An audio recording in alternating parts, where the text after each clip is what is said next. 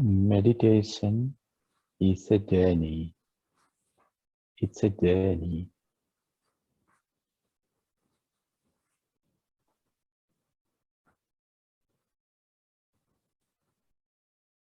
Of course, we are sitting in one place for hours and hours.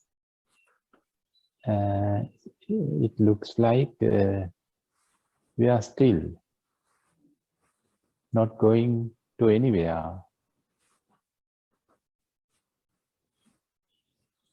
Yeah, physically we are not going to anywhere with the meditation.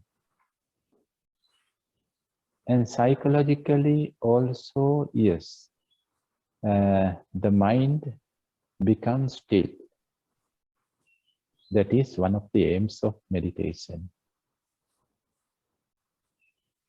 Before the meditation, mind is wandering, going to everywhere, here and there.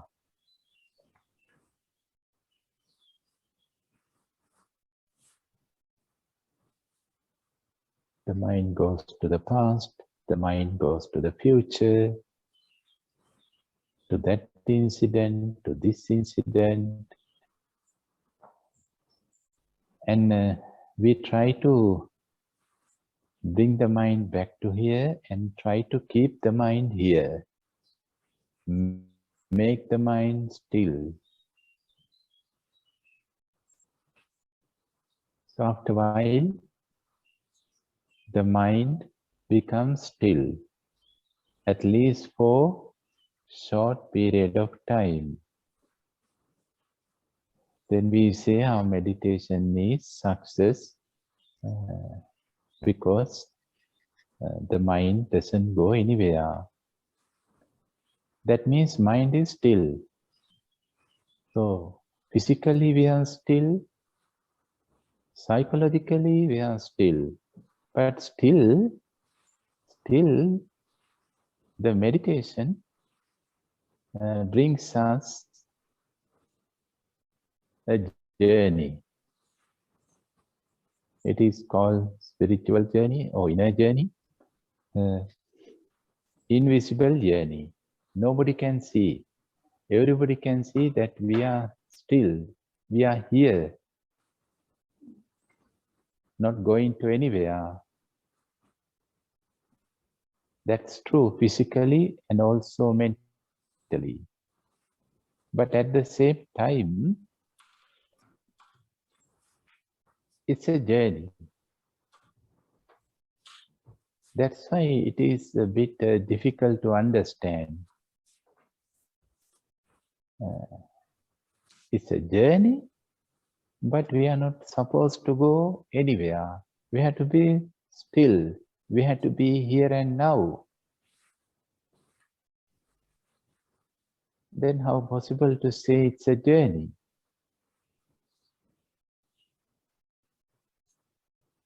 My dear friends, the real journey, real inner journey, the true spiritual journey starts from this point, from the stillness. That is so wonderful. The stillness is a vehicle. It is not a destination. That is not the final destination of our meditation journey. The stillness is a vehicle. The real journey starts from here, from the stillness.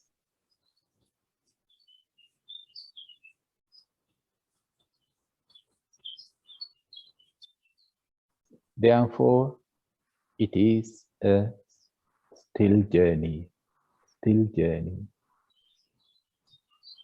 not a wandering journey,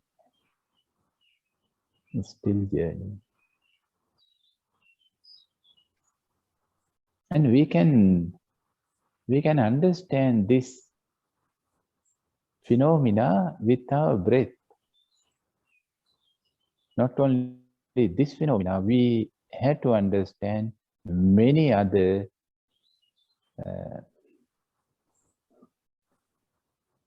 universal laws or natural phenomena with our breathing.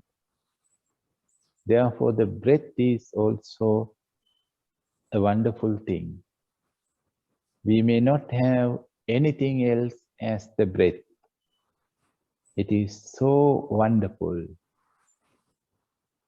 so magical, and so beautiful, and so meaningful.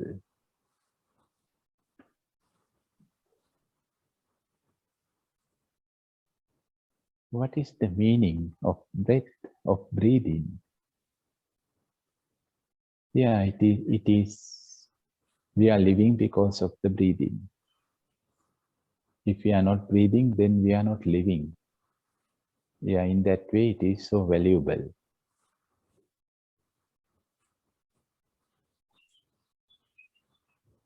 And if you are not living, then there is no value of anything else for us. There is no value of money if we are not living. There is no value of gold or diamonds if you are not living.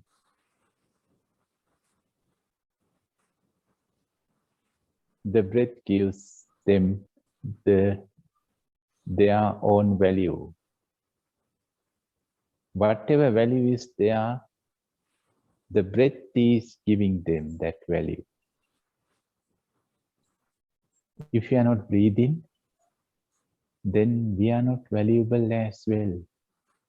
Then nobody says, Upul, you are a very valuable person for us. If I stop to breathe, if I am not living anymore, then nobody would say this, oh, Upul, you are very valuable man, very valuable person. Oh, no, nobody would say this. Everybody wants to put me in a cemetery as soon as possible. This is the truth, which we don't like to think. The life is very valuable. No doubt about it. The life, living is so valuable thing. And the breath is giving the value to our life.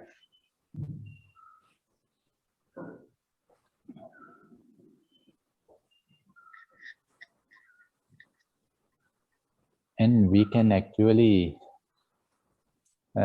make a long list of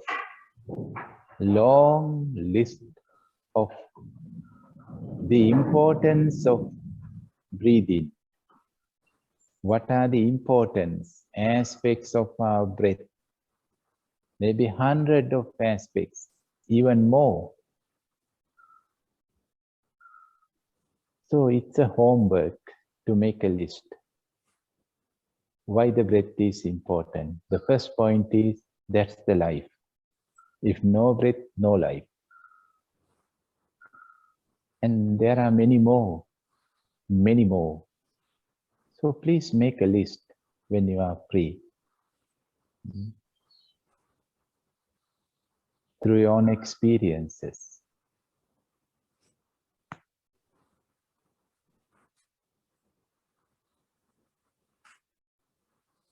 And that's why the breath is playing a very important role in meditation field as well as yoga, in both.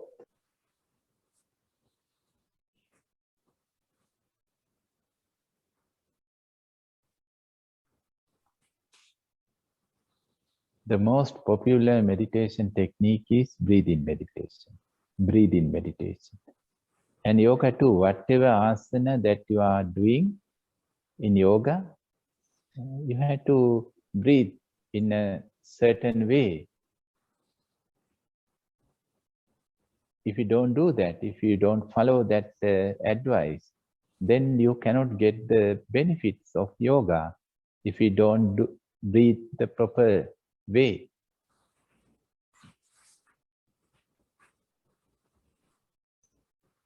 Dear friends, there are lot of versions of breathing meditation. Lot of versions. Again, we can make a long list of different way to practice breathing meditation. How many different techniques, how many different methods are there to practice breathing meditation?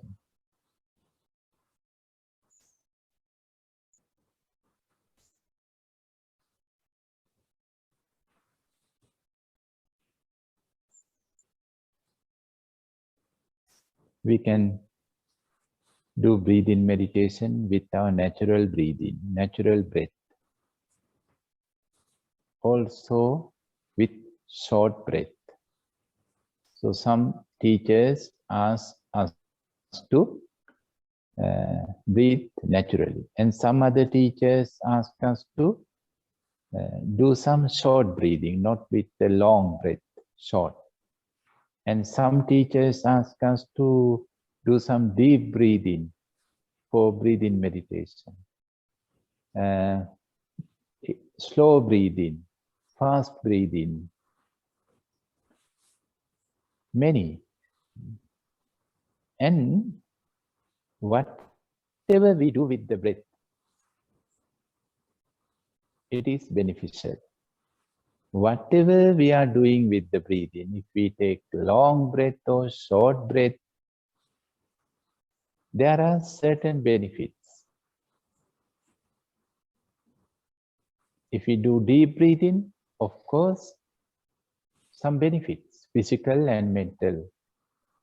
And if we do short breathing, again, some benefits. Long breath, if we breathe faster, slower, different benefits. And if we hold the breath, again, it's a beneficial thing. And after breathe out, if we do not breathe in for another 1 or 2 seconds, that is also good. Can you find anything else like the breath? Whatever we do with the breath, it gives us some positive benefits. If we breathe heavily, it's good. If we breathe lightly, that is also good. If we do long breathing, good. Short breathing, also good. Deep breathing, how nice. Breathing slowly, that's also good. And breathing fast, we do sometimes in yoga, fast breathing, that's also good. And if we hold the in-breath for a while, inside of the body, inside of our lungs, it is also beneficial. And after breathe out, if we don't breathe in for another 1 second and let the body stay without breath, that is also good for physical healthiness. So what I want to share with you is, dear friends, we cannot find anything else as the breath, which gives us hundred of benefits, hundred of different benefits, with whatever do with the breathing. There is no any other thing as the breath.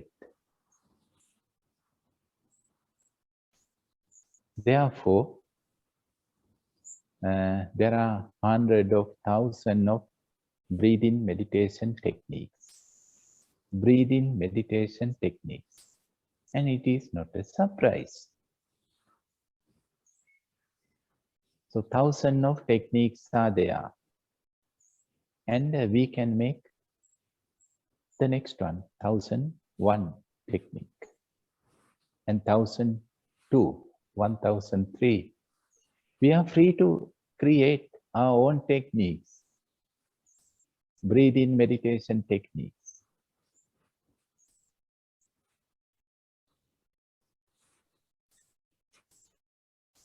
And whatever technique we do with the breathing, we have physical, psychological, emotional, and spiritual positive benefits.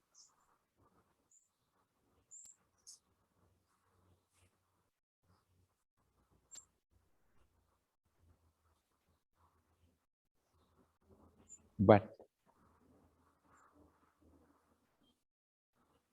why I say but? Because there are hundreds of thousands of methods or ways to practice breathing meditation. And for each technique, we can say breathing meditation. That's okay. We have that right. Everybody has that right to say, this is the way my breathing meditation. This is the way how I practice my breathing meditation. So everybody can use these two words, breathing meditation, for whatever they are doing with the breath. There are no restrictions. We are free. Then why I said but? But there is only one way. There is only one way to practice mindfulness of breathing meditation.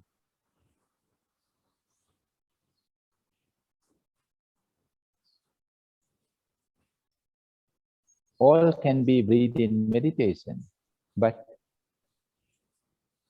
there is only one way to practice establishing mindfulness on the breathing. You may familiar to this word, Buddhist term, Pali word, Anapana Sati. Anapana Sati. That is the Buddhist term for this. Anapana Sati Samadhi. Ana means inhale. Apana, exhale. Sati, mindfulness. Samadhi, concentration.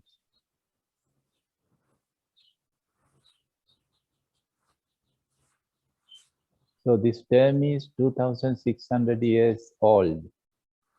This Pali word, Anapana Sati Samadhi, establishing mindfulness and concentration on the breath. It is at least 2,600 years old.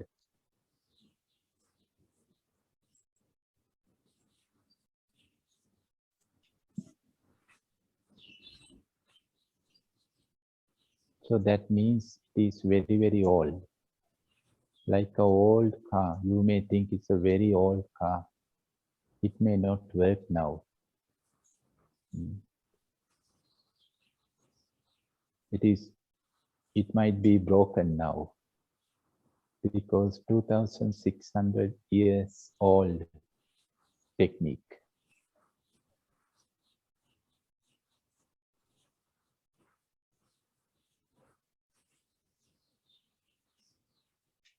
It is very fresh. More than everything else. Each breath is so fresh. The breath never becomes old. No breath becomes old. Even the last breath of our life is also very fresh.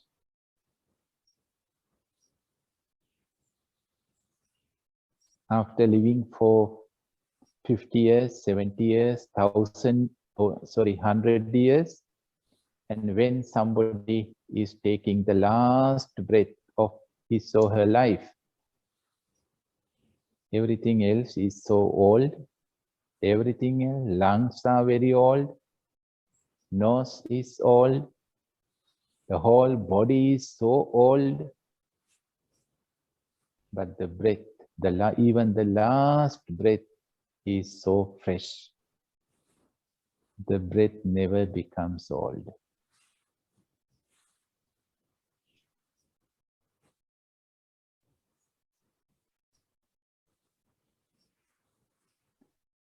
By practicing or by establishing mindfulness and concentration on our present breathing, we can also become fresh. Again and again, from breath to breath, from breath to breath, we can become fresh.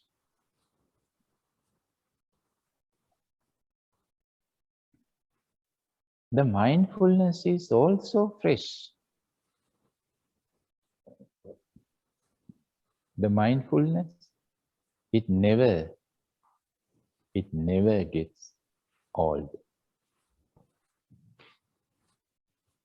It is not aging. The mindfulness is not aging. You don't have to believe me. See your own experience. Whenever you become aware, you feel that you are fresh. Because with the awareness, we are living in the present. Whenever we become aware, we are in the present. The present moment is always fresh. Always it is fresh. But if you are not aware, if you don't have awareness, then we are not in the present. Then where we are? Maybe yesterday, maybe last week, maybe a couple of months ago, or even couple of years ago. We are living in the old world. Whenever we are not aware, we are living in the old world.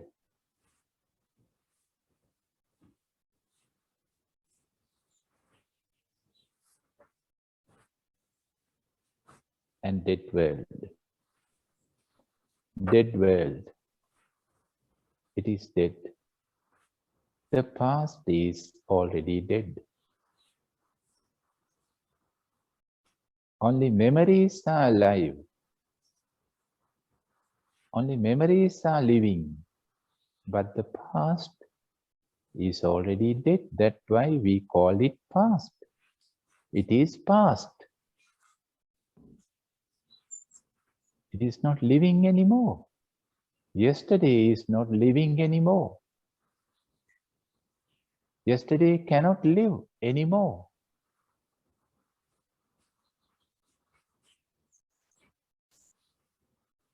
And if you are living in yesterday with our memories, with our mind, then we are not living. We are not living. We are in the dead world.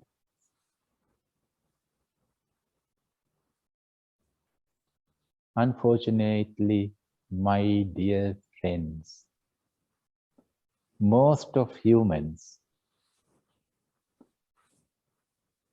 are living in the past.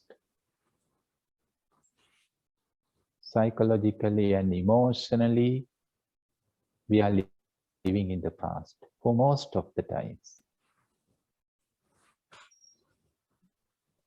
Therefore, same incidents are repeating again and again. Same incidents. with same feelings, with same emotions, are repeating for how many times? We better to ask this question from ourselves. We can just take one single experience. One is more than enough to understand the reality. One is enough, but we had to do the proper examination. If we don't do the proper and complete examination, then even thousands of examples are not enough. Like the blood test. To do a blood test, one drop of blood is enough. One drop of blood sample is more than enough to do a blood test. If we do that test properly, in a scientific way, and then that test can say what sicknesses we are having or what sicknesses we don't have. The one drop of blood sample is enough. We don't have to take all the blood to do this test. Oh, this blood drop is healthy, but maybe next the other drop might be sick. Therefore, we have to do that test until the last drop of the blood. No, nobody can do it, and no need to do it. So one life example is more than enough to understand the nature of life, nature of ourselves, but we don't do it. We are not patient. We don't have time. Therefore, we are just living on the surface of life. Surface of life, not going into the deep, into the depth of life.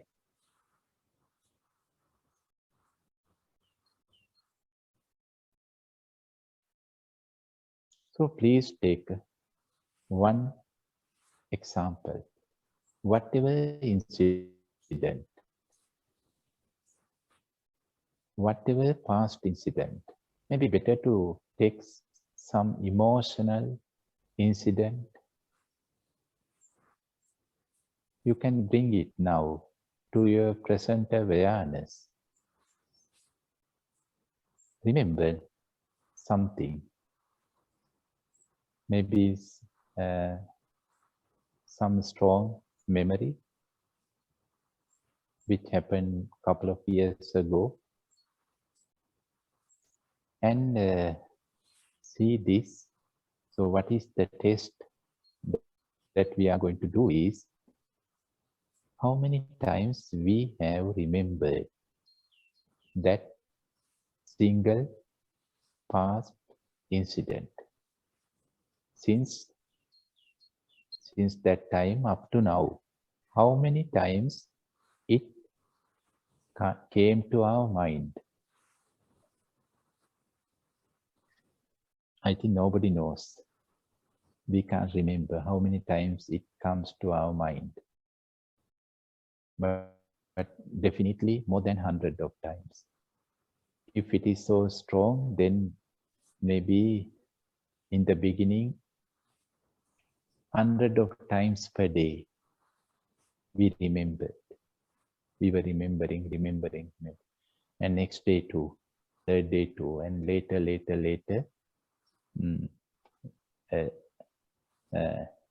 bit less, but still we remember.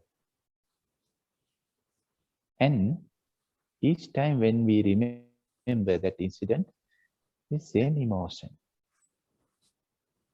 the same happiness, or same means maybe a little bit less. That's okay, but the emotion is same. If happiness, again happiness. If unhappiness, next day unhappiness. If it is fear, Fear, fear, fear, fear, fear. Still fear. If it is hatred, hatred, hatred, hatred, hatred. Whenever we remember it, hatred. That emotion also comes. Till now. And also from today, again, when we remember it, again, same. How many times we remember, that much that emotion comes. And we know this, that some people who are dying, they are dying with emotions. They become very emotional when they die. And those emotions are not related to what is happening in that moment.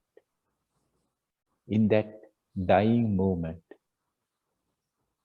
whatever emotion they are having,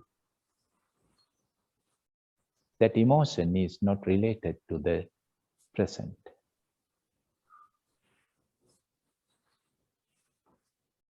Most of them are crying. And they are crying not because what is happening now. What happened maybe 10 years ago, 15 years ago, maybe 50 years ago, for one incident. Now they are crying. While they are dying, they are crying. For what? For an incident which happened 50 years ago, for only one time in their life. It happened only one time, even not for 2 times, not for 3 times, but still crying.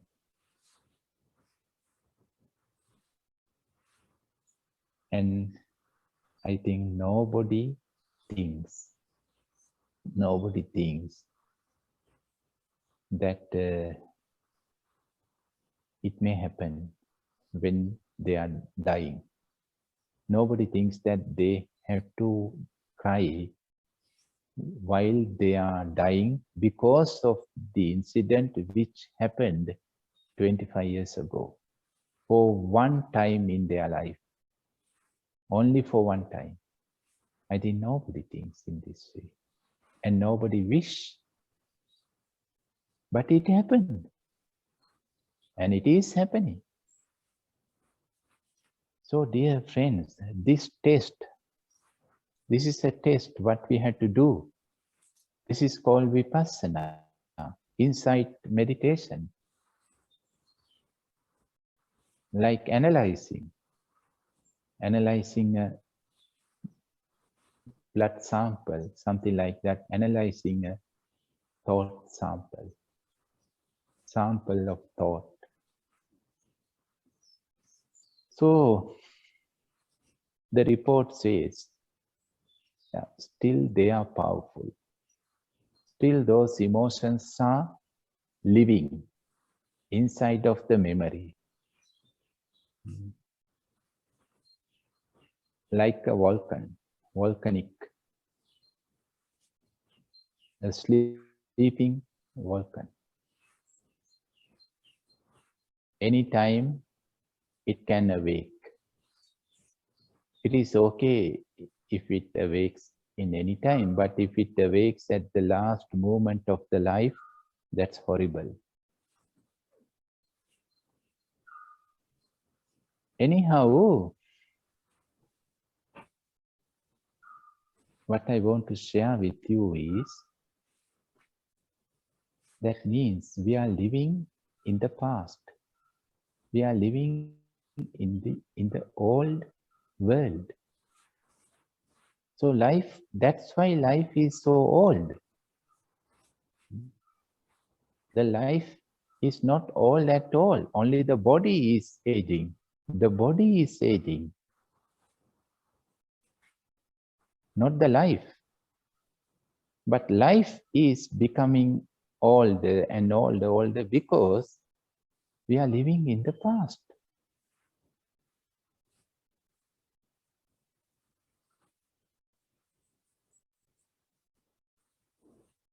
Even a newborn baby, If lives in the past, then that newborn child is already dead. Spiritually dead, maybe not physically.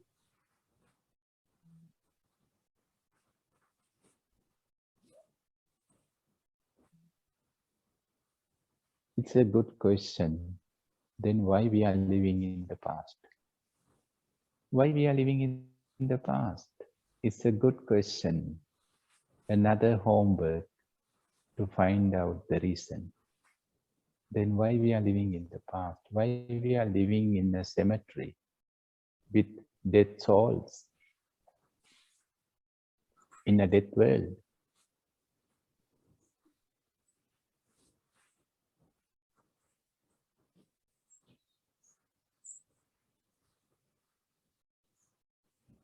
Life is so fresh. This moment is so fresh. The present breathing is so fresh.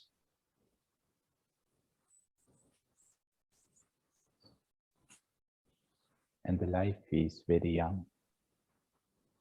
The life is always young.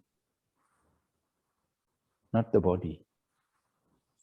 Not the body, but the life. The life and the body are not same. The life and the mind are not same. The life and emotions are not same. But unfortunately, we are mixing up with everything.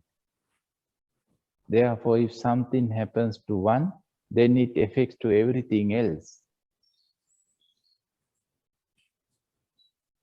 If something happens to the body, then it affects to the mind, then it affects to our emotions, then it affects to our memories, everything.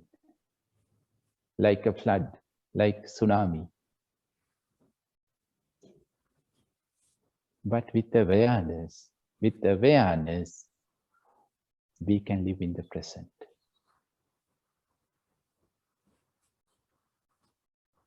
The breath is helping us to be in the present. Only the present moment can breathe. The present is breathing. The present is inhaling and exhaling, not the past. The past is unable to breathe.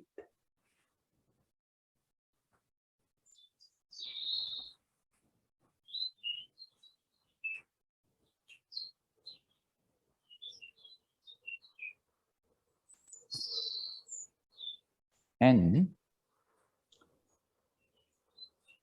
when we are in the present, only then we can remember our past clearly. We are not going to lose our memory because of living in the present.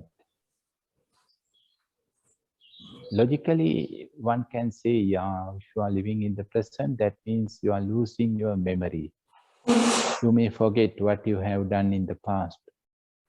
No, we have forgotten about most of our past experiences because we are not in the present. Because we are not living in the present.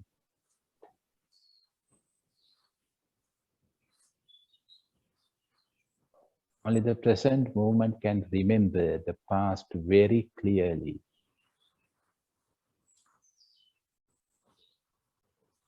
And only the present moment can make plans for the future again beautifully. So remembering and making plans are very beautiful and very important and very necessary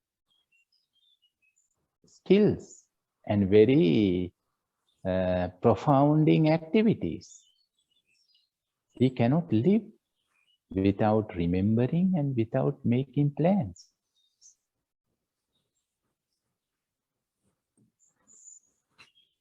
By living in the present, we can do both beautifully. Otherwise, we are not remembering anything and we are not making any plan. Whenever we start to make a plan, then what happens is we are going to live in the future. Then the planning is over. Whenever we start to live in a dream world, then no more plan. Plan is over. Then we are opening the door for anxiety, fear, and a lot of suspicions. And once they are occupied, fear, anxiety, suspects, all are occupied, then we are not free to make any plan anymore. The planning is over then.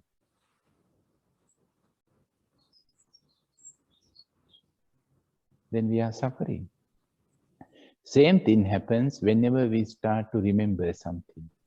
We want to remember something, but soon after, we start to live in that incident.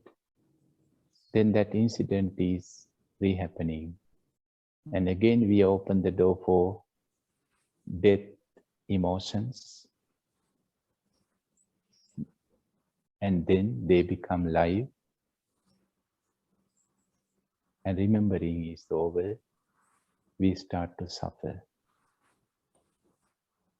So we are suffering in both ways. And for most of the times, we are living in the past or living in the future. And that means we are, most of the times, we are suffering. And we say living for this. We say life for this, for suffering. My dear friends, what a life we are having. What a life we are creating.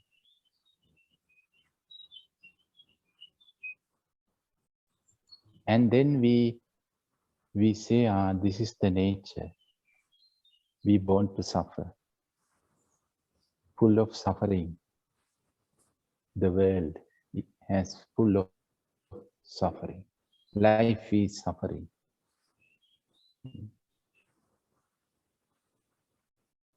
Even I heard this, that some people says, the Buddha said life is suffering. The Buddhism says life is suffering. Once I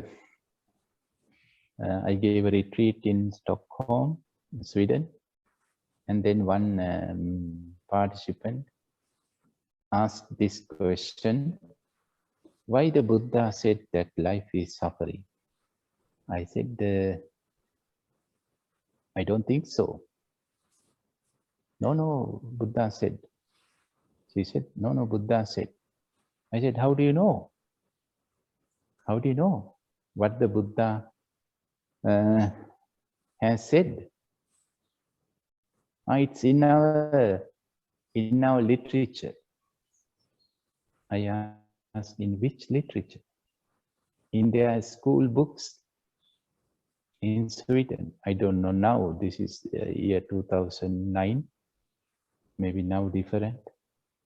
Maybe same. They said they had to learn every religion, world religions. And the first lesson of Buddhism starts with this sentence. This is the first sentence of the Buddhist syllabus. Everything is suffering. Everything is suffering. Then who wants to learn Buddhism further? Do you think that children, teenage, they become interested in learning Buddhism if they see this first sentence? This is the first sentence of the Buddhist syllabus. Everything is suffering.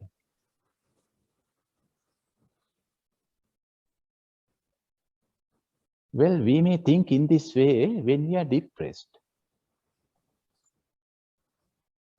When we are depressed, because of whatever reasons, we think everything is suffering. Speak to depressed people. They repeat this as a mantra. They recite this as a mantra. Everything is suffering. Everything is negative. Everything is dark. No hope.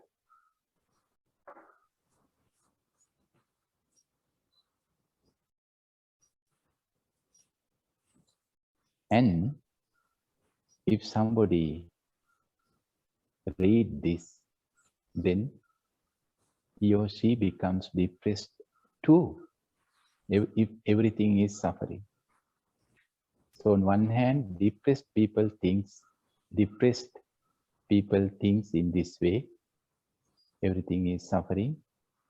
And normal people, if start to think in this way, everything is suffering, then sooner or later they become depressed as well.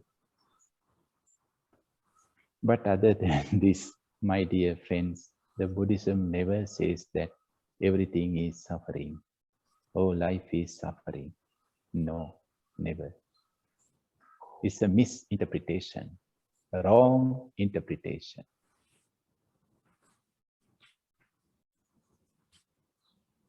How to live happily.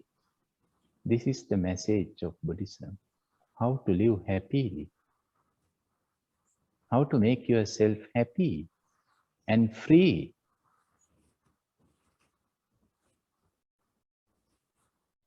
How to live without worrying.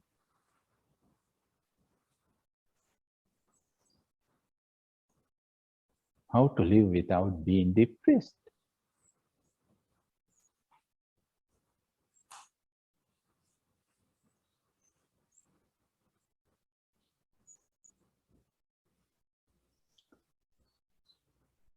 If you study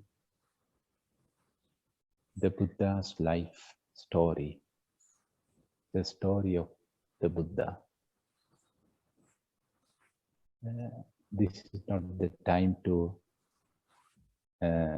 share that story with you, but he has done a lot of spiritual experiments to find out the way to overcome suffering, how to overcome suffering, how to overcome disappointments. None of them works. None of them worked. He met many great masters and he followed them. He became the best students of all those yogis. But he realized, no, none of those exercises helped him to overcome suffering. And finally, he didn't know what to do, but he wanted to find a way, a solution, not only for himself, for all living beings, to help to all living beings to overcome their suffering. With this great compassion, he was sitting under a banyan tree one of the evenings, but still he didn't know what to do. He had done many breathing exercises in that his research period, 6 years. Many different type of breathing exercises and breathing meditation techniques, and he could get some high power of concentration, that's all. But still this satisfactoriness is existing, the cause of all kinds of disappointments, that is called dissatisfactoriness. So after having high level of concentration, that the cause of disappointment, the dissatisfactoriness is underlying, is lying down inside of the deep concentration consciousness. So therefore he gave up all kinds of breathing exercises. And he didn't know what to do. He was sitting there by chance, maybe by luck. He became aware on his in and out breathing. He became aware on his in and out breathing.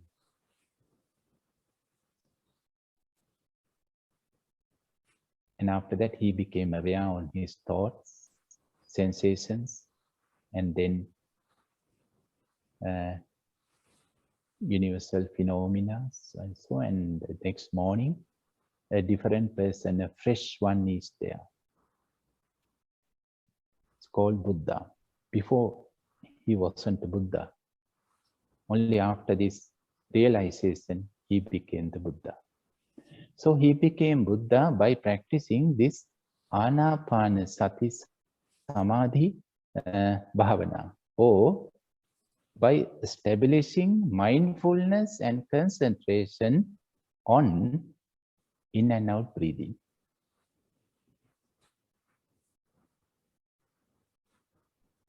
And then he asked us to do it. Be aware on your in and out breathing. Be aware.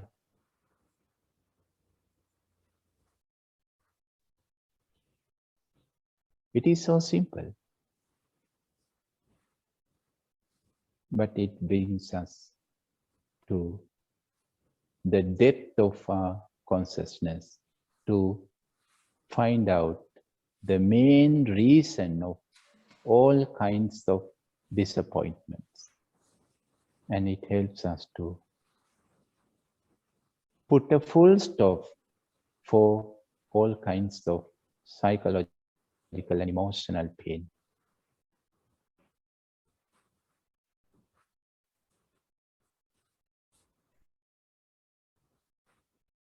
We can go that much.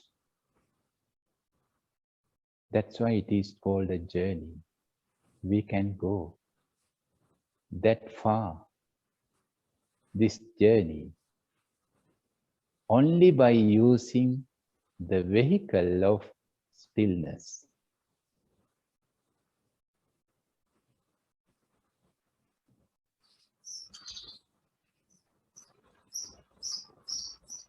The journey starts from here and now. It starts from the present moment, here and now. And it ends at also here and now. From here to here. From here to here. From now to now. Living from here to here. The life is living from here to here, not from birth to the death. Only the body is living from birth to the death. So don't identify yourself with whatever is existing from the birth to death. If you need an identification, please identify yourself with the present moment. The present moment is living from here to here, from now to now. Therefore, it is always fresh and young. Be fresh and be young. Thank you very much, dear friends.